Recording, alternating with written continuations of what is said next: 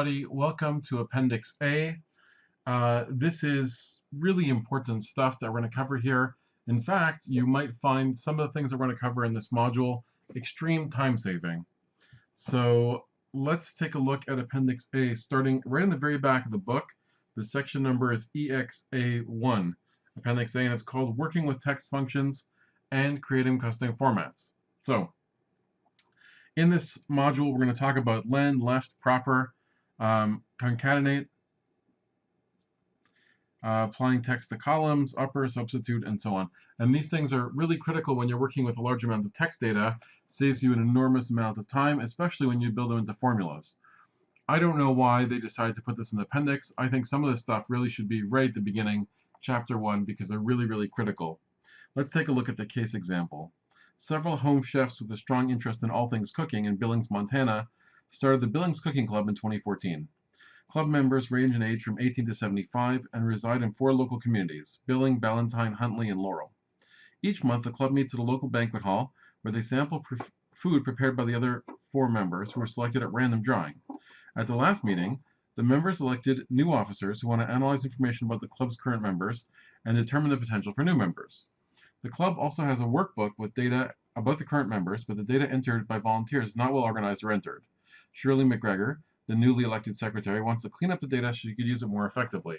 You'll help her do this. Now, this situation happens literally all the time, right? So you get records from a client. It's not clear what's going on. You need to figure out what the story is. And this is what we're looking at right here. Okay, so we're going to learn a bunch of formulas to work with text to make that happen. Now, the first thing that you'll notice is up here at the top, it says compatibility mode, and we're on EXA2. And what that means is that this file was created with an earlier version of Excel. Okay, so to save this in a newer version of Excel, we just follow the instructions on A3, click on File, Save As, and save it as an Excel workbook, the same way that we saved it when it was a macro, but we want it to not be macro enabled. Okay? Okay, so you could do those steps if you like. I'm just going to zip forward so we can get this done and move on with our lives. So here we go. We're on page A3 at the bottom. So we're going to go to the members worksheet where we're on. We're going to, on the ribbon, we'll go to Insert. And we're going to press where it says Table.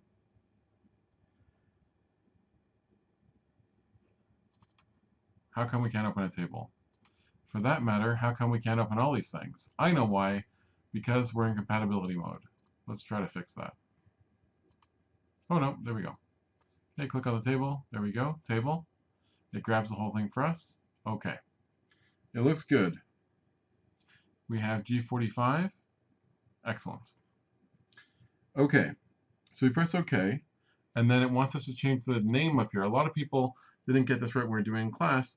The name, when you click on design, it's under here, so they want to have member TBL. Remember that you can't put spaces in here, so I'm going to hit enter, and then there we go. So now this is called member table. Okay, and this set the table to style medium 7 as the style table. If we really want to do that, we could just click here, and we're going to go to medium 4, 5, 6, 7, right? Select any cell. We did that, and here we go. So, okay, so now this is really important. It says, we're on page A4 at the top. If you receive a workbook from a coworker to obtain data from, or from a software package, you may get data that has a lot of garbage in it, which you have to edit. And this is called cleaning or scrubbing or manipulating the data before it's ready to use, to help the users edit and correct the values in their workbooks. And right away, I'm sure you could see that there's a whole bunch of issues here. Like, for example, you probably want to capitalize the state or put it into a different column. Here, we want to make sure all the zip codes are the same. Here, we have a phone number that's problematic with a 1. The dates might not be in the same format. Here, we have some gaps in the dates. And these are just things, I'm not going according to the textbook, I'm just looking at it. That could be a problem. Like, I would want to have, the capitalized M, but the rest in lowercase to match the first name and last name, right? And I would just go through and try to make sure that they're all equal. Why? Because then I could apply validation. Then I could try to set up a form to use them with, and so on. Okay, so the first formula we're going to talk about is len. Okay, len will tell us the number of characters. So I'm going to write len. I'm going to grab G2 and hit enter, and it's going to tell me there's 3. There's 3 characters in this box. However, in the cell, if I go instead of G2, I pick the phone number over here, it's going to tell me that there's 10. If I drag this down, it's going to tell me 10, 10, but this one has 12, right? So right away we could find data by using this kind of thing that's a problem. So in the example that we're going to go through, we're going to extract the 5-digit number, the 5-digit zip code, out of the whole thing. It's obviously the same idea for postal codes, but this uses zip codes, which in a way are easier to use because they are numbers. Okay, so let's start by selecting cell E2. And we'll go to home. Okay. Then we'll go insert button arrow and click insert table. Okay, so here we go. We're going to go to insert. Oops, that's not what we wanted. We're going to go to insert, columns to the left. Okay, there we go. And let's just spread this out so we have everything. Okay, so we have a new column in column 1 is inserted to the text number format, which is the same as the zip column in column D. There we go. The columns in the worksheet are automatically adjust when you add the new columns. So we have to adjust the width. Oh, so we did that. We're all good so far. Okay, so now we're going to select range E2 to E45. So we're going to select E2 to E45 like this. Because the range is formatted as text, we can't enter the formula cell. We have to change it. So we're going to go to the Home tab, Numbers group, Dialog Box Launcher, and we're going to click General, and then we'll hit OK. Okay, next we're going to go back to E2, and we're going to go to Formulas, Insert Function. There we go. Okay, so now we're at the top of page A6. So we're going to go to Logical, and we're going to grab If.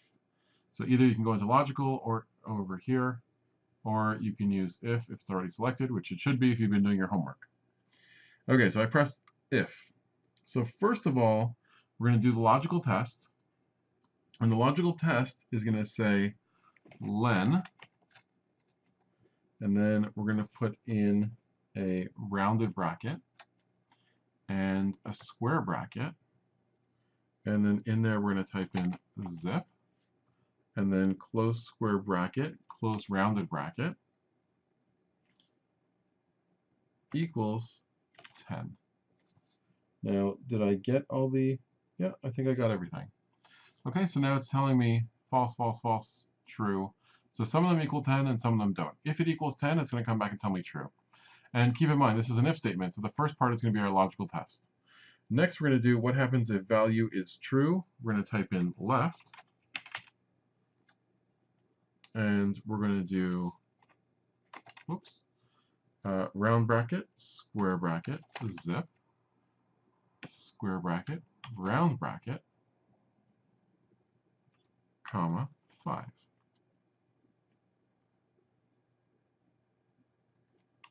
I think we have one of these too many. There we go. Okay, so what it's going to do is, this is the zip, as you can see here, this is the zip in the table, right? So it's going to pull off these first 5, right?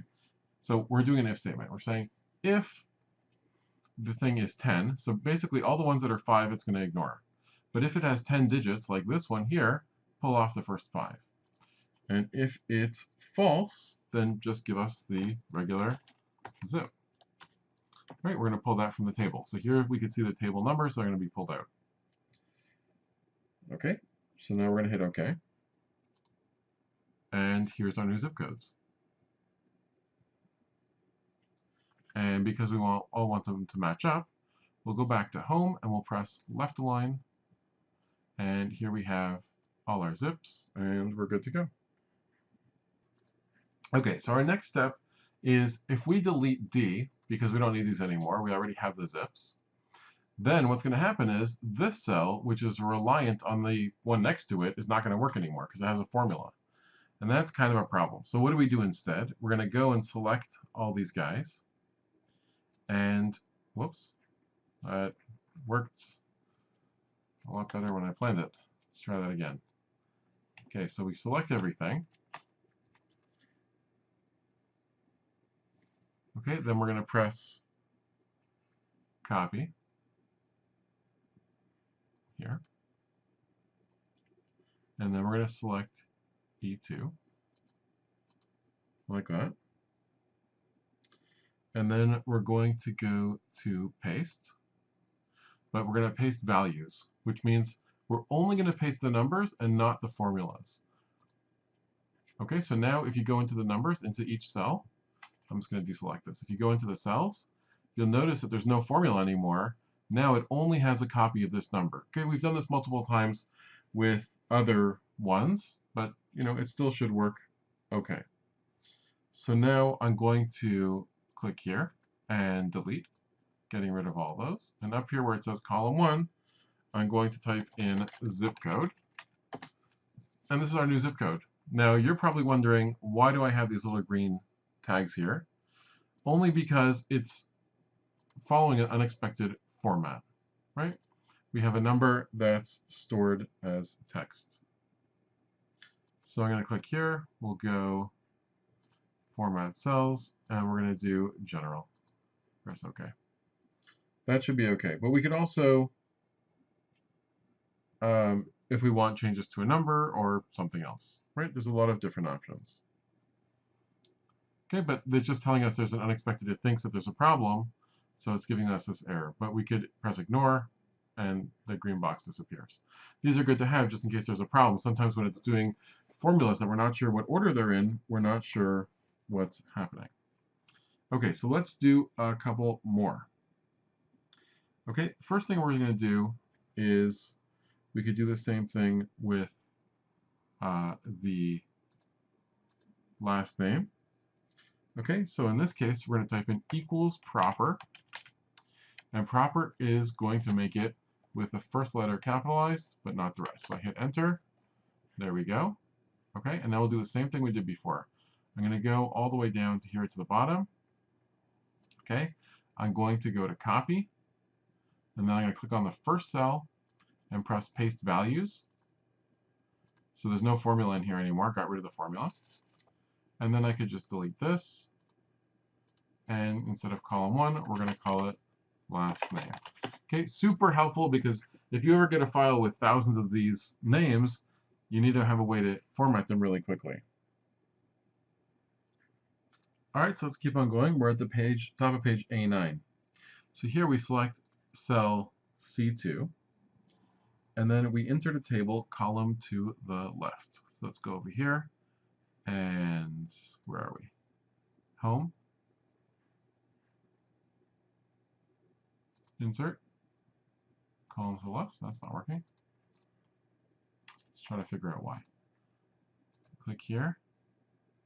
Insert. Column to the left. No. Let's give it one more try. Insert. There we go. Excellent. Column to the left. So now in cell C2, which is our new C2, we're gonna use this formula concatenate.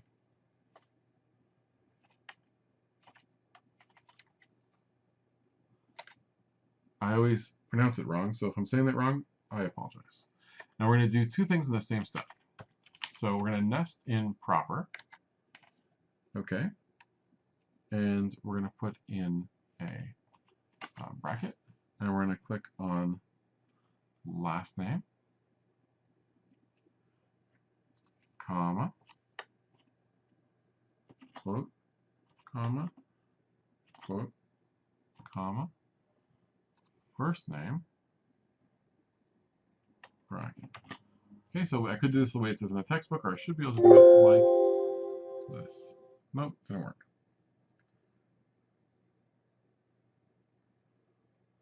I think we're also missing a bracket. Nope. Okay, let me give this a try. One sec. Okay, so as usual, if you ever have a problem, it's probably because there's a missing bracket. So I added the bracket after A2. So what this is going to do is, working from the inside, it's going to take A2 and make it proper. So it's going to take this one over here and make it Mercer, capital M, lowercase the rest of it. and then it's going to add 2 spaces, right? Because you know the quotes stand for nothing. And then we're going to add B2. So it's going to make last name, comma, 2 spaces. Here we go. So now we'll have Mercer, Natalie, right? So that comma here is one that's being added in between. Okay, and they're formatted properly. So we're going to auto-fit column C, and we'll do that over here. There we go. So now we have last name, first name with it capitalized, and we need to resize the joined column.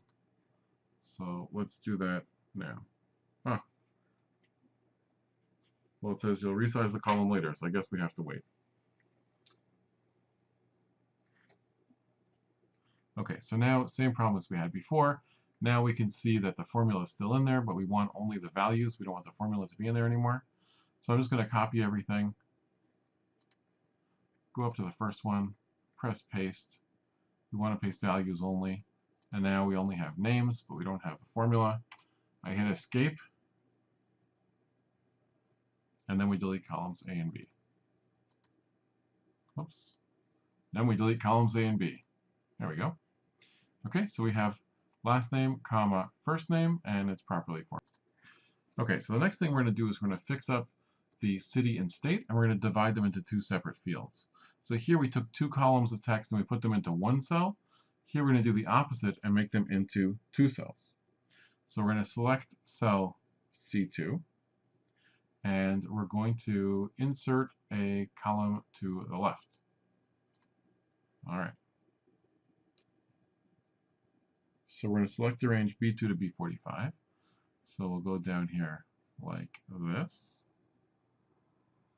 Okay, then we're going to go to data. And then we're going to click on where it says text to columns over here. Okay, so we want to make sure that we have delimited. We have 2 options, limited or fixed width. But delimited means that we have a comma, a tab, something else in between each one. Or fixed width is we have spaces between each one. This is important because when you get like a CSV file and you're trying to figure out how you can make it work, you need to pick one of these options. You'll notice down here that my first record is properly commaed, right? So each one has a comma, and that means it should come out normally. So I would always check these to make sure if they work okay. We'll press next, and the first thing it's going to ask us is what separates our data. So I'm not going to pick tab, I'm going to pick where it says comma. And suddenly you notice this line here that shows that this part and this part where the comma was are now separate, right? It basically turns the comma into the 2 columns, okay? So then we're going to hit next, and we're going to press finish. There we go. Okay, so whatever was on the left side of the comma stays in the city column, and the other one goes into the new state column.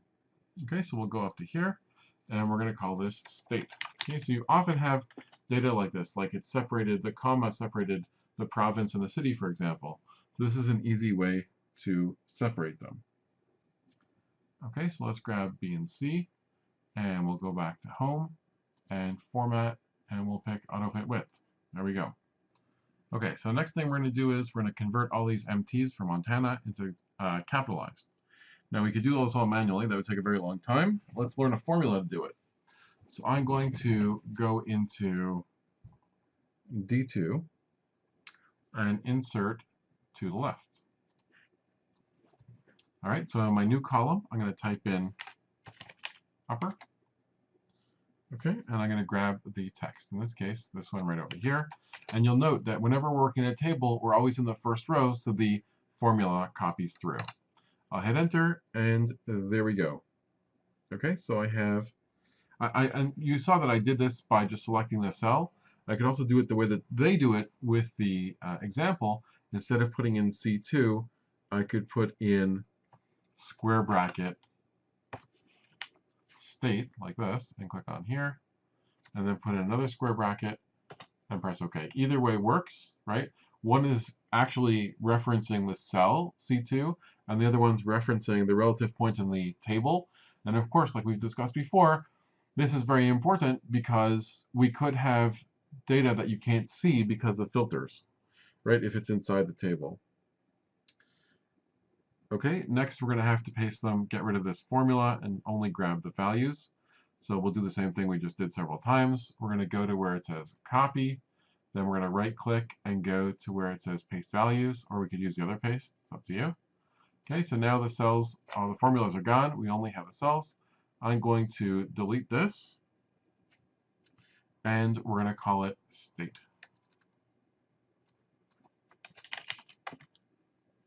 Whoops. There we go. Okay, we probably also just want to call this city. Okay, and if you're following along with the example, we are on page A13. And next, we're going to look at substitute. Okay, so next, let's take a look over here. So here we have our phone numbers, and actually, like we talked in class when we were talking about data validation, we want them all to be consistent. Either everything should have 1 plus the area code, or everybody should be the same. Okay, so we're going to go back to F2 over here, and we're going to go to where it says insert, and insert the table to the left, same way as we've been doing up until now. Okay, we're going to auto-fit column E, so we did that, we could see all the phone numbers. Now we're going to go to insert function. There we go. Okay, and we're going to go to select the category, and we're going to go down to text. Here we go. And we're going to grab substitute. There we go. Okay, so now what this does is it replaces existing text with a new string of text. Okay, so we put in the text, old text, new text. So in the text box, we're going to put in E2. So that's going to give us the phone number from here. The old text, so now we're on page A14. We're going to type in 1. Okay, so that's going to be when we have like a 1 dash and the phone number. In the new box, we're going to type in nothing to get rid of it, and we're going to press OK. There we go. So now we're going to just auto-fit this. Let's go to Format, Auto-Fit Width. Okay, so now we have all the phone numbers that we have here, but they're formatted without the 1 dash at the beginning. Okay, so I'm going to highlight all of these, and I'm going to go to Copy. Go to Copy over here. Now click on the first cell and go to Paste Values. Okay, so now we only have phone numbers. Okay, so we're going to get rid of column E. And then up here, we're going to rename this phone number. Okay. And let's auto-fit. There we go. Okay, so this step took me a while to get right, but I click here, and I go to where it says convert to number, and I get rid of the problem here.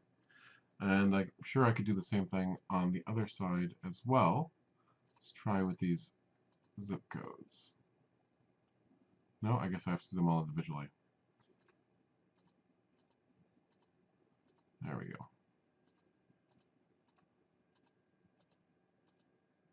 Okay, looks good.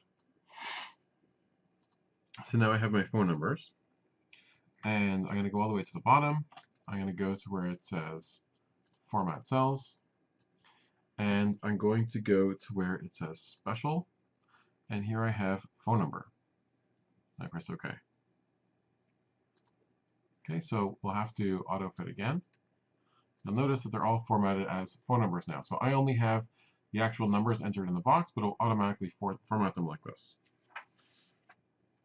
Okay, so now we're on page A16, and we can have custom formats, right? Custom that is not normally in Excel.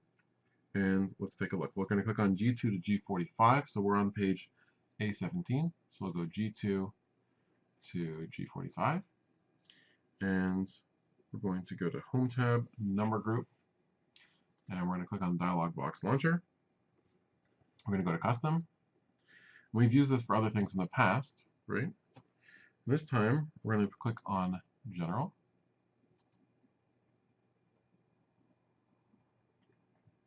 And then in here, we're going to type in 0.00 question mark P question mark. Okay. And then we're going to press OK. So, what does this do? It gives us our custom format that everything has 2 decimals and a P at the end. Right? And we create those with wildcards. Okay, so now we're going to zip over to page A19 and take a look at that chart A15. That's important. And we're going to do the apply custom date format. So the first thing I'm going to do is we should spread them out to see them all. There we go.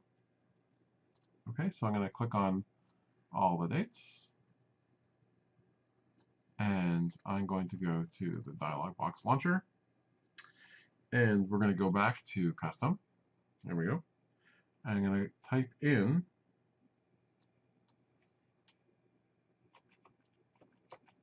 four M's and 4 Y's. And here we have a preview of how it's going to look. And then we hit OK. Now I got that from the table at the top of A19. Okay, so that will give us the month and the year, right? That comes up, we put in the date, and we'll pull out the month and the date. Now you'll remember that we've had similar examples to this in the past in the text where we had to, let's say, pull out a specific date. This is not going to do that for us like we would be able to do with month, right? So if we put in month and we grab the date, it's going to come back as 1, for example. But this will just decide what it displays. So we put in a date and we'll put it out as month and year. Okay, so that's what we can see the example from on figure A16 on page A20. Next, we're going to do the compatibility checker, which I hope you know how to do. Okay, and this is what happens when we're saving an older file. You see this one's still in compatibility mode. We never changed it. So I'm going to go to File, Save As. I'm going to call this file Cooking 2. Or Cooking Club 2003. As they want. And the Save As type, we're going to go over here to 97 to 2003. Okay, and then we're going to hit Enter. Now it's going to give us this box over here, which is going to say, hey, you have all these problems that you need to be aware of, because in Excel 97 to 2003, they didn't have tables, for example, and there's only one table in this document. There's some cells in this workbook contain formatting that's not supported by the previous file format. So if you took this file and you tried to open it on a different computer that was using an older version of Excel, it probably wouldn't work. So they're letting you know that there's a problem there. Okay, so you press OK. And that's it. Congratulations. We finished Appendix A. Next week, Appendix B. Okay, so take a look at the project, take a look at this video, and we'll go from there. I hope you guys have a fantastic week.